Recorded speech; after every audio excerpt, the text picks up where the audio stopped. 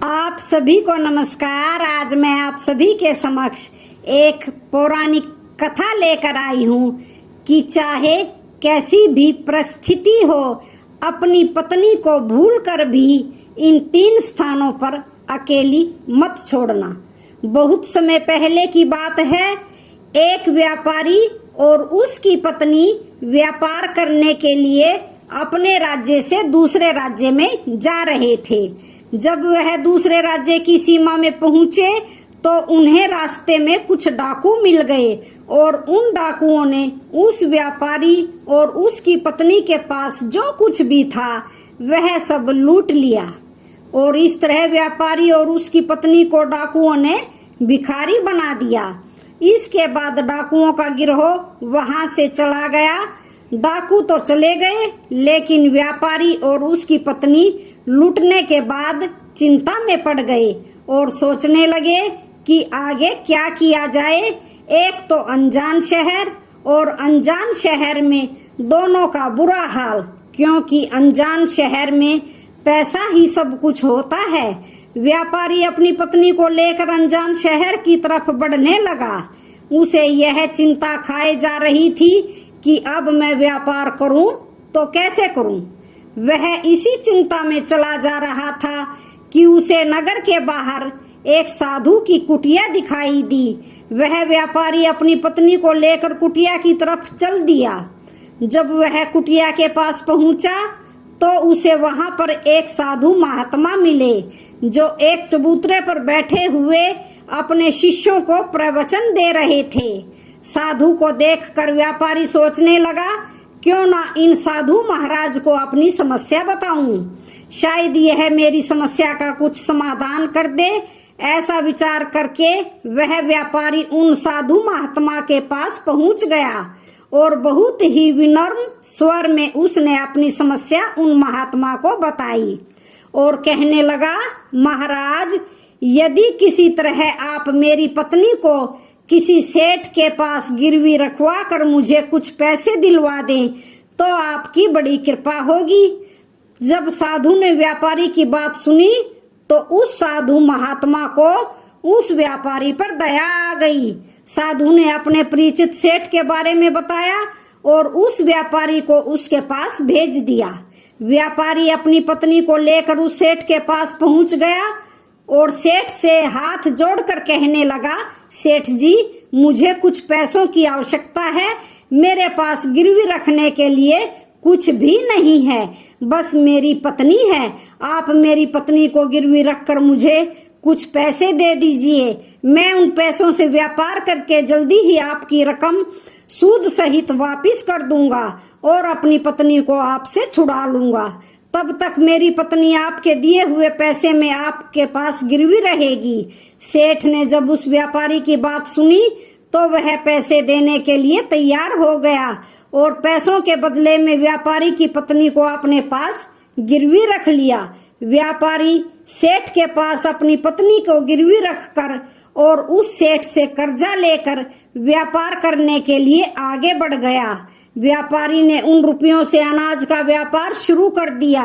वह व्यापारी सस्ते दामों में किसानों से अनाज को खरीदता था और दूसरे जरूरतमंद किसानों को महंगे दामों में बेच देता था। इस प्रकार व्यापारी ने उन पैसों से बहुत ही कम समय में अच्छा खासा धन अर्जित कर लिया।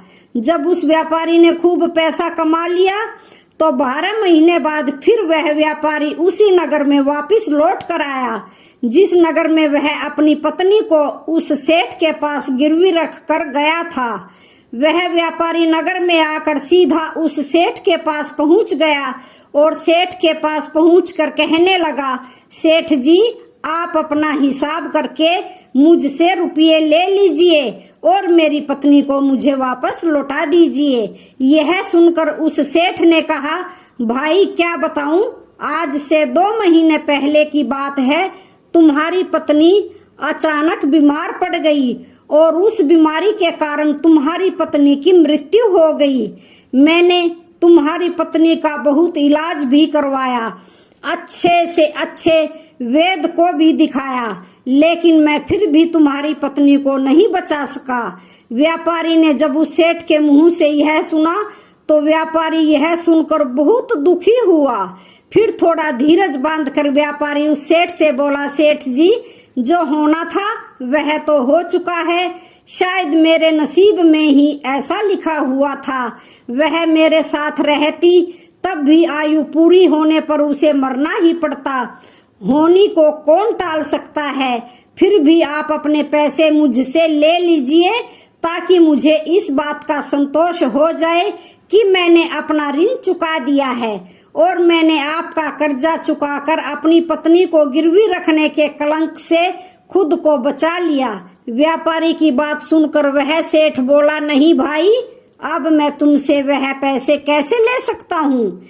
जब मैं तुम्हारी अमानत ही तुम्हें नहीं लौटा सकता तो अपना कर्ज वापस लेने का मुझे कोई हक नहीं है। व्यापारी ने बार बार सेठ से अपना ऋण वापस लेने का आग्रह किया, परंतु सेठ नहीं माना। फिर उदास भाव से व्यापारी जब वहां से निकला तो रास्ते में फिर उसी स्थान पर पहुंच गया जहां पर वह उन साधु महात्मा से पहली बार मिला था। हमेशा की तरह साधु महात्मा अपने चबूतरे पर बैठे हुए अपने शिष्यों को प्रवचन दे रहे थे। व्यापारी भी मन की शांति के लिए वहीं जाकर बैठ गया और उन साधु महात्मा के प्रवचन सुनने लगा। साधु महात्मा ने जब व्यापारी को देखा तो साधु महात्मा उसे पहचान गए और उसका हालचाल पूछने लगे। व्यापारी ने पूरा घटनाक्रम उन साधु महात्मा को बता दिया। वह साधु एक सिद्ध महात्मा थे। व्यापारी की बात सुनकर उस साधु ने कहा, भाई, उस सेठ ने तेरे साथ धोखा किया है। तेरी पत्नी निश्चित रूप से जीवित है। भाई, तेरी पत्नी को या तो उस सेठ ने अपने घर में छुपा लिया है या फिर उस सेठ ने तेरी पत्नी को अपने किसी परिचित के यहाँ दूर किसी जगह पर भेज दिया है। अब तू यहाँ ऐसा कर कि राजा के पास चला जा और राजा के दरबार में जाकर प्रार्थना करना कि राजा साहब, मेरी पत्नी को सेठ से दिलवा दो, क्योंकि इस नगर का जो राजा है वह राजा बहुत ही बुद्धिमान व्यक्ति है। वह निश्चित ही तेरी पत्नी को उस सेठ पर जोर डालकर तुझे दिलवा देगा। उसके दरबार में ही तुम्हारा फैसला होगा। जब उस व्यापारी ने उस साधु महात्मा के ऐसे वचनों को सुना तो वह व्यापारी उस साधु महात्मा की बात मानकर राजा के दरबार में पहुंच गया और राजा के दरबार में पहुंचकर राजा से गुहार लगाने लगा कि महाराज, मेरी पत्नी को सेठ से मुझे दिलवा दीजिए। व्यापारी की प्रार्थना सुनकर राजा ने सेठ को बुलाया और उससे कहा, सेठ, क्या यह बात सच है कि यह व्यापारी कुछ रुपयों के बदले में अपनी पत्नी को तुम्हारे पास गिरवी रख कर गया था? सेठ ने स्वीकार करते हुए कहा कि हाँ राजन, व्यापारी की यह बात बिल्कुल सच है। राजा ने फिर कहा, तुम इसकी पत्नी को क्यों नहीं लौटा रहे हो? राजा की बात सुनकर वह सेठ बोला, कैसे लौटाऊं महाराज? मैंने इस व्यापारी को बता तो दिया कि आज से 2 महीने पहले इसकी पत्नी की मृत्यु हो चुकी है।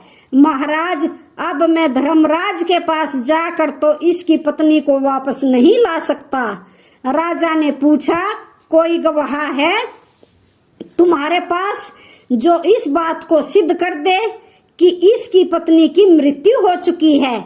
तो सेठ बोला, जी महाराज, इस बात की पुष्टि वह अच्छी तरह से कर देगा जिसने इस व्यापारी की पत्नी का इलाज किया था। वह 4 व्यक्ति भी इस बात की गवाही दे देंगे जो इसकी पत्नी को शमशान में जला कर आए थे।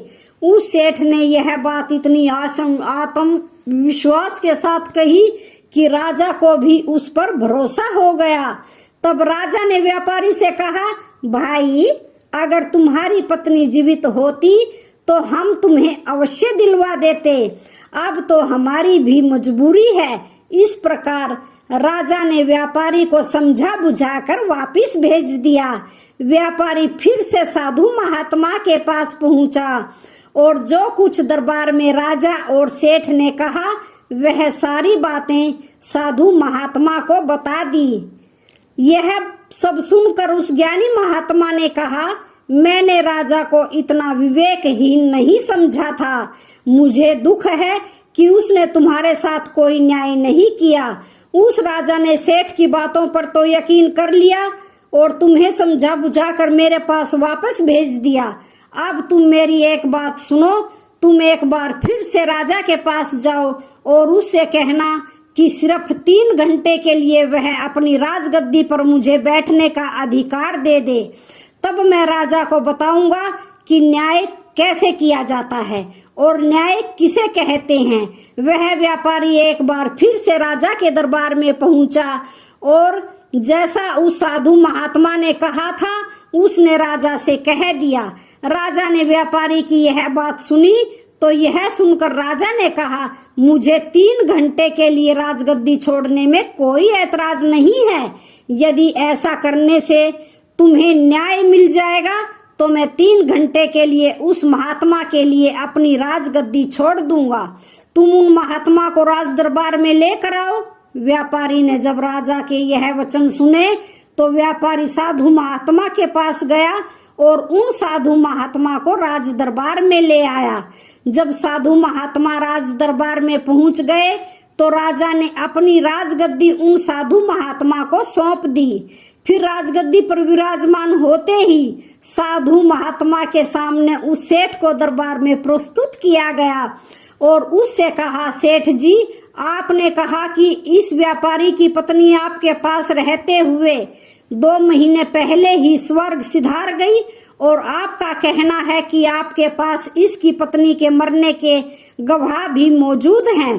क्या मैं उन गवाहों से मिल सकता हूँ? फिर राजा बने साधु महात्मा के आदेश पर सेठ के गवाह पेश किए गए। सबसे पहले साधु ने उस वैद्य को बुलाया जिसने व्यापारी की पत्नी का इलाज किया था। साधु ने वैद्य से पूछा, क्यों भाई, आपने ही इस व्यापारी की पत्नी का इलाज किया था? वैद्य बोला, जी हुजूर, मैंने ही व्यापारी की पत्नी का इलाज किया था। वैद्य की बात सुनकर वह साधु बोला, अच्छा वैद्य जी, मुझे यह बताओ कि तुम व्यापारी की पत्नी का इलाज करने के लिए सेठ के घर जाते थे या फिर व्यापारी की पत्नी इलाज करवाने के लिए तुम्हारे पास आती थी? राजा बने साधु महात्मा की बात सुनकर वह वैद्य उस राजा से बोला, महाराज, सेठ जी मेरे औषधालय पर स्वयं आकर दवा ले जाते थे। साधु बोला, यानी तुम विश्वास के साथ यह नहीं कह सकते कि वह दवा सेठ व्यापारी की पत्नी के लिए ही ले जाता था या फिर किसी और के लिए? साधु की बात सुनकर वह वैद्य बोला, हाँ महाराज, यह बात मैं यकीन के साथ तो नहीं कह सकता कि सेठ किसके लिए दवाई ले जाते थे, लेकिन सेठ जी मुझसे दवाई जरूर ले जाया करते थे। वैद्य की बात सुनकर वह साधु बोला, इसका मतलब तो यही हुआ कि तुम मरीज को बिना देखे ही दवाइयां दे देते हो। यह तो बहुत ही गंभीर है। तुम दवा के स्थान पर किसी को जहर भी दे दो तो हो सकता है तुम्हारे दिए हुए जहर से ही इस व्यापारी की पत्नी की मृत्यु हुई हो। उस साधु की यह बातें सुनकर वैद्य का चेहरा डर के मारे पीला पड़ने लगा और वह भयभीत स्वर में बोला, नहीं नहीं महाराज, ऐसा हरगिज नहीं हो सकता। मैं अपने किसी भी मरीज को दवा के बदले भला जहर क्यों दूंगा? और इस तरह से मेरी सारी मान प्रतिष्ठा भी धूल में मिल जाएगी। वैद्य की बात सुनकर वह साधु महात्मा बोला, अब तो तुम ऐसा ही कहोगे, मैं तुम्हें अपने कर्तव्य के प्रति लापरवाही करने के और एक मरीज के जीवन से खिलवाड़ करने के अपराध में 50 कोड़े लगाने का आदेश दे रहा हूँ। इसके साथ ही तुम्हारा मुंह काला करके सारे नगर में तुम्हें घुमाया भी जाएगा। अब तुम सोच लो वैद्य, सच बोलोगे या फिर मैं सैनिकों को तुम्हें गिरफ्तार करने का आदेश दे दूं।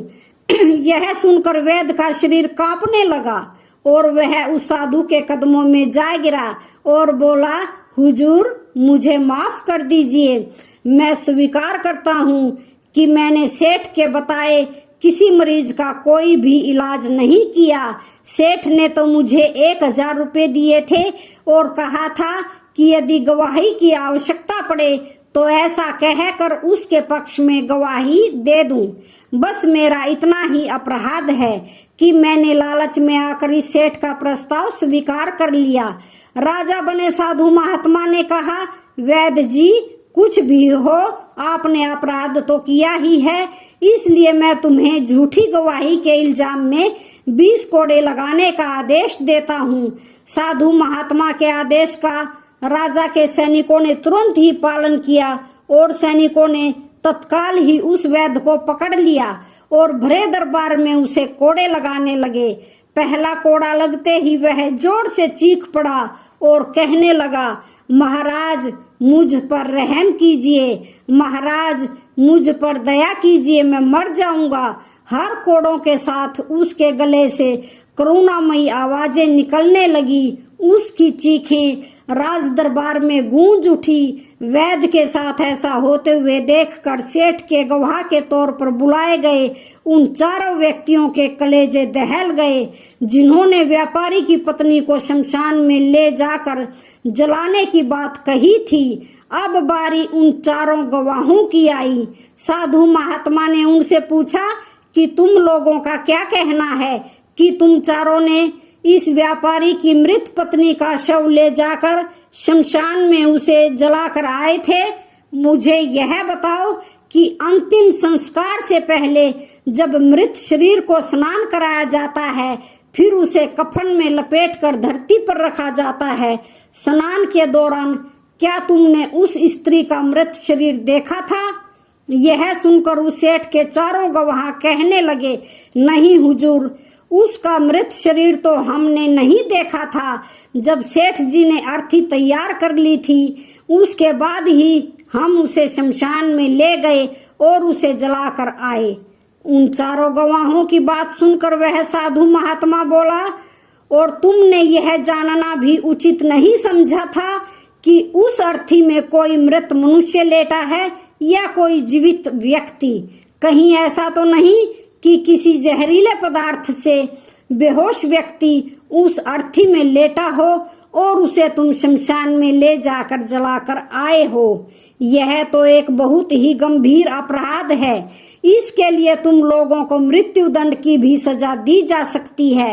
वह चारों गवाह वेद की पिटाई देखकर पहले ही डर गए थे। जब उन्होंने साधु महात्मा के मुख से मृत्यु दंड की बात सुनी तो वह सुनकर उन सभी के हाथ पांव मानो बिल्कुल ही ठंडे पड़ गए हों।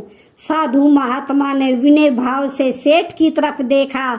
जैसे ही उस साधु महात्मा ने सेठ की तरफ देखा तो सेठ का चेहरा भय से काला पड़ गया। साधु ने सेठ से कहा, सेठ जी, तुम्हारे 5 गवाहों की तो पहले ही हवा निकल गई। अब तुम बताओ कि किसी की इच्छा के विपरीत किसी की पत्नी को जबरदस्ती घर में रखना और अमानत में ख्यानात के अपराध में तुम कौन सी सजा पाना पसंद करोगे? साधु महात्मा की बात सुनकर सेठ का चेहरा एकदम से सफेद पड़ गया। उसके मुंह से कोई बोल नहीं निकला। राजा बने साधु ने कहा, सेठ, इससे पहले कि मैं तुम्हें 10 साल की कठोर कारावास की सजा दे दूं, अभी भी समय है कि तुम इस व्यापारी की पत्नी को दरबार में हाजिर कर दो। सजा के डर से सेठ ने तुरंत अपने सेवकों को अपने घर भेजा और सेवकों को घर भेजकर व्यापारी की पत्नी को दरबार में प्रस्तुत कर दिया। साधु ने सेठ से लेकर उस व्यापारी की पत्नी को व्यापारी को सौंप दिया और सेठ को झूठी गवाही के अपराध में 5 महीने की कैद की सजा सुना दी। उन चारों गवाहों को भी कड़ी से कड़ी सजा दी गई जिन्होंने व्यापारी की पत्नी का शव शमशान में ले जाने की झूठी गवाही दी थी। यह देखकर राजा आश्चर्यचकित रह गया और साधु के सामने हाथ जोड़कर बोला, महात्मा आप धन्य हैं, आपने मुझे सिखा दिया कि न्याय कैसे करना चाहिए। राजा की बात सुनकर वह साधु महात्मा बोला, राजन मेरी 3 बातें सदैव याद रखना कि कभी भी इन 3 स्थानों पर अपनी पत्नी को अकेला नहीं छोड़ना चाहिए। अब हम आपको बताते हैं कि वह साधु की बताई 3 बातें जिन स्थानों पर यदि कोई अपनी पत्नी को अकेला छोड़ देता है तो उसे बहुत ही पश्चाताप करना पड़ता है। पहला स्थान है, अगर आपकी पत्नी को कोई बीमारी घेर ले और वह बीमार पड़ जाए तो ऐसी स्थिति में कभी भी उसको बीमारी में अकेला छोड़कर नहीं जाना चाहिए, क्योंकि जब कोई मनुष्य किसी स्त्री से विवाह करता है तो विवाह के समय वचन देता है कि मैं तेरे सुख दुख में तेरे साथ रहूंगा, इसलिए बीमारी की हालत में उसके साथ सदैव बने रहिए और उसकी देखभाल करिए। जिस तरीके से पत्नी अपने पति की सेवा करती है उसी तरीके से पति का भी कर्तव्य बनता है कि अपनी पत्नी की सेवा में हमेशा तत्पर रहे। यह आपका कर्तव्य है और आपके सुखी जीवन का मंत्र भी है। दूसरा स्थान है, अगर आपकी पत्नी निर्दोष है और कोई उस पर झूठा लांछन लगाता है तो ऐसी स्थिति में सदैव तुम्हें उसके साथ खड़े रहना चाहिए, क्योंकि एक लड़की अपने माता पिता का घर इसी आस में छोड़कर आती है कि मेरा पति मेरी भावनाओं को समझेगा और हर स्थिति में मेरा साथ देगा। इसलिए दुनिया वाले उस पर कोई भी झूठा दोष लगा रहे हैं तो आपको अपनी अर्धांगिनी के साथ खड़े रहना चाहिए। ऐसे समय में उसको कभी भी अकेला नहीं छोड़ना चाहिए, या कभी कोई ऐसी स्थिति आ जाए तो उस समय तुम्हें अपनी पत्नी को बोलना चाहिए कि तुम बिल्कुल भी चिंता मत करो, मैं तुम्हारे साथ खड़ा हूँ। तीसरा स्थान है, कभी भी भूल कर भी अपनी पत्नी को पराये पुरुषों के पास नहीं छोड़ना चाहिए, चाहे वह आपका मित्र हो, चाहे आपका कोई रिश्तेदार हो, या चाहे आपका कोई सगा भाई ही क्यों ना हो। किसी भी परिस्थिति में अपनी पत्नी को किसी अन्य पुरुष के साथ अकेला नहीं छोड़ना चाहिए, क्योंकि आज के समय में किसी का कुछ नहीं पता, कौन कब और किसके साथ दगा कर दे। इसलिए कभी भी भूल कर भी अपनी पत्नी को किसी पराये पुरुष के साथ अकेला नहीं छोड़ना चाहिए। तो आज की वीडियो का यहीं पर समापन होता है। वीडियो अच्छी लगे तो चैनल को लाइक शेयर सब्सक्राइब जरूर करें। धन्यवाद।